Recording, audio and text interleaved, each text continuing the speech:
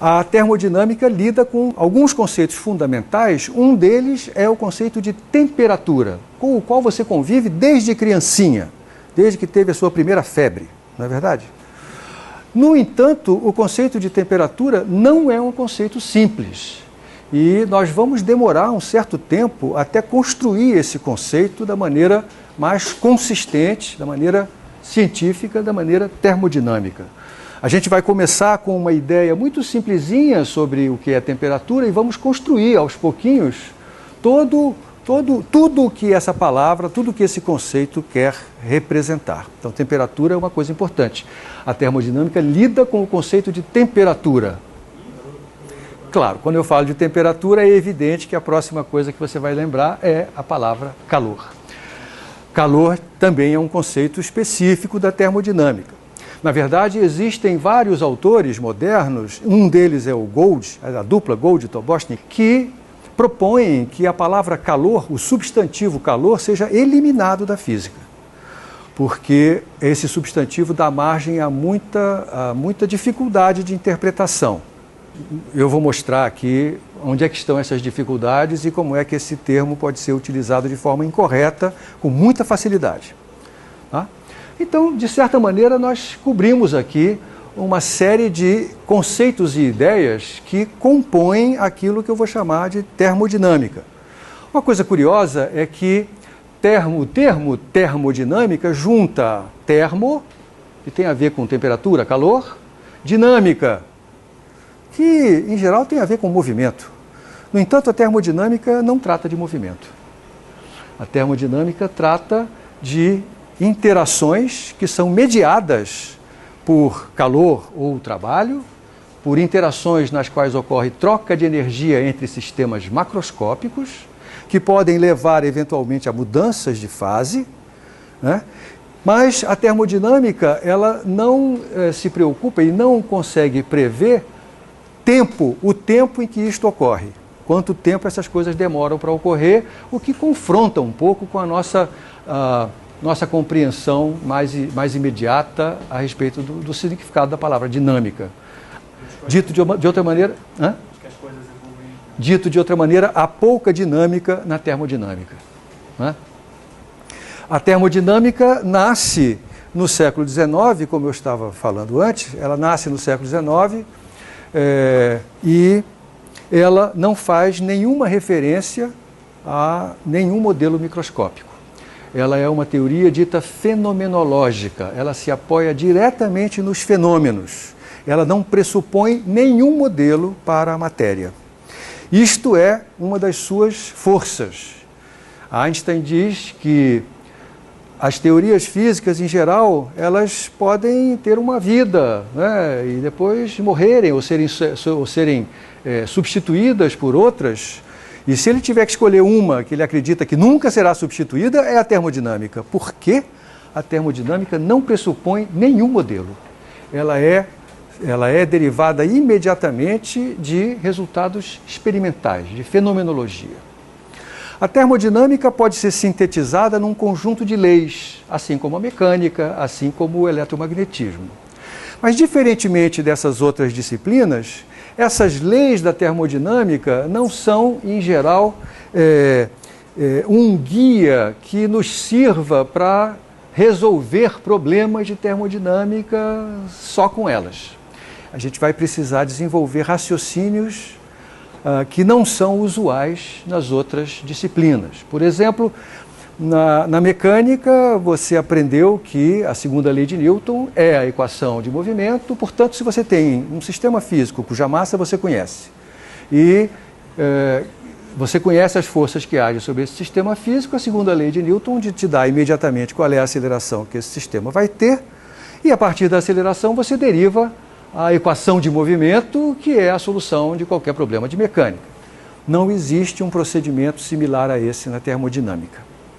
Isto é um problema, não é verdade? Isto torna a termodinâmica, digamos assim, perigosa, porque nós vamos ver que ela lida com um conjunto enorme de problemas e nós não temos digamos assim, uma estratégia única para a gente resolver esses problemas ou um conjunto pequeno de estratégias como a gente tem nas outras disciplinas. Isto é um problema. Nós vamos ver que uma das leis da termodinâmica se refere ao conceito de entropia.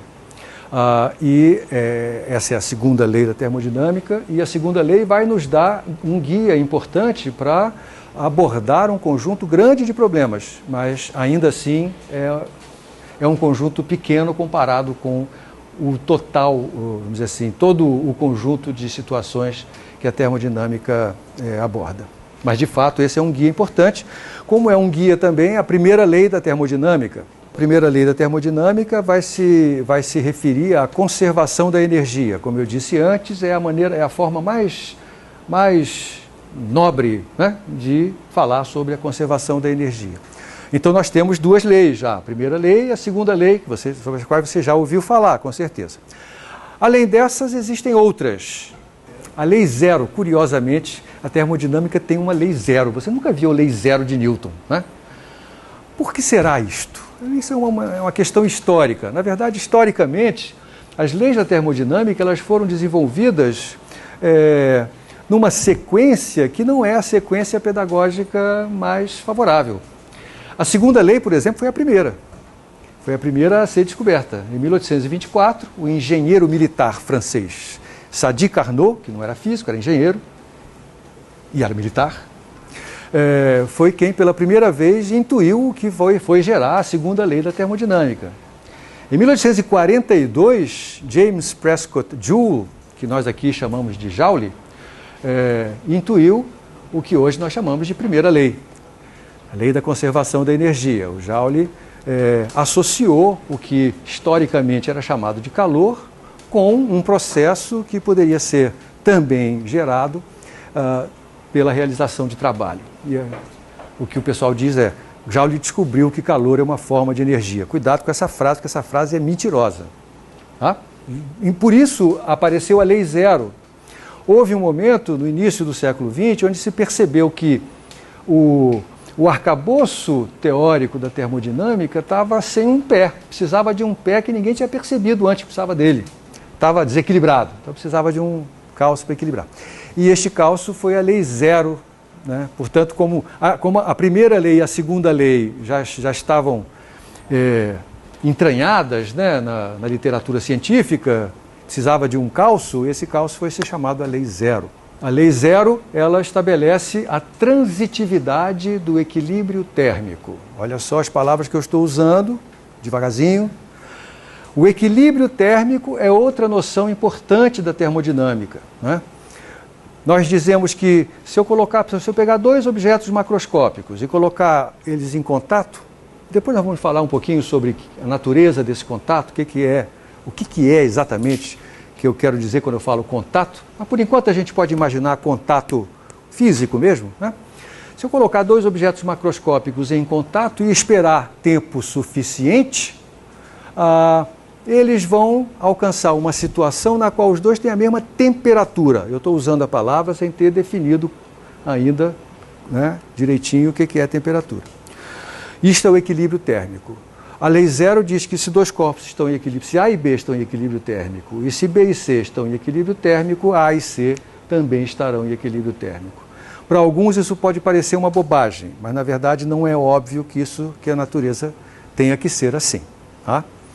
Se eu sou amigo do Felipe, Felipe é amigo do Caio, isso não quer dizer que eu seja amigo do Caio. Então a transitividade é uma propriedade que não é verdadeira para qualquer tipo de relacionamento. Mas é verdade para o equilíbrio térmico. Tá certo?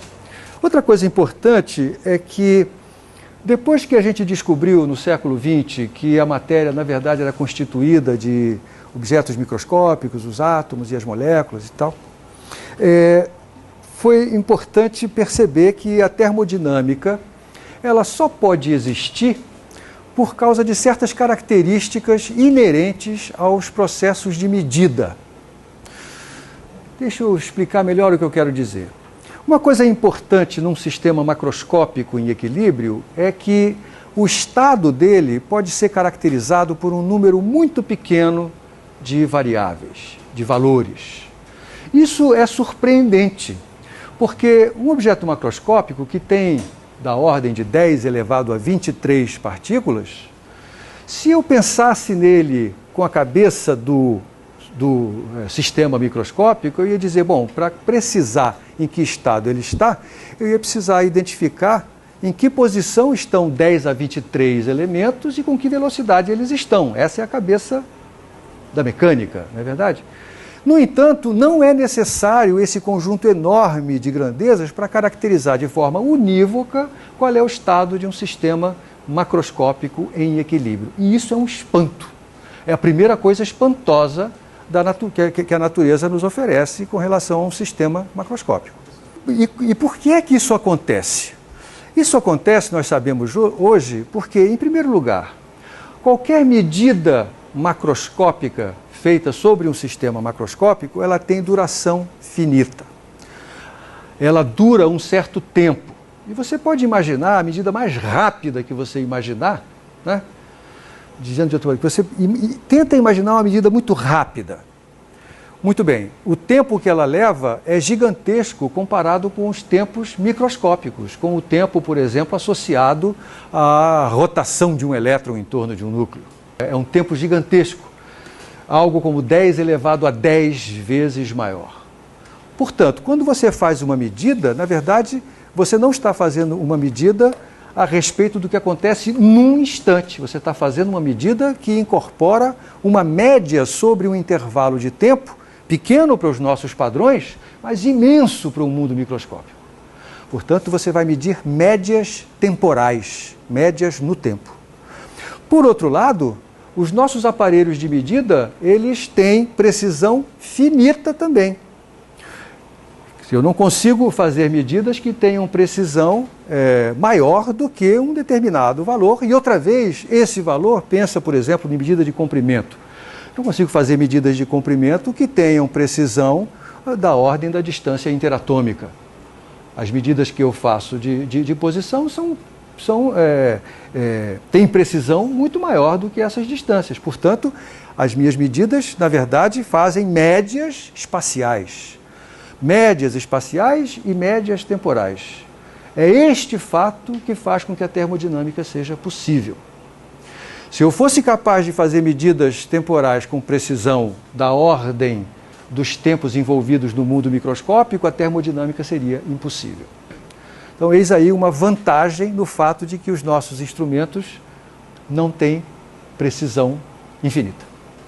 É possível fazer termodinâmica.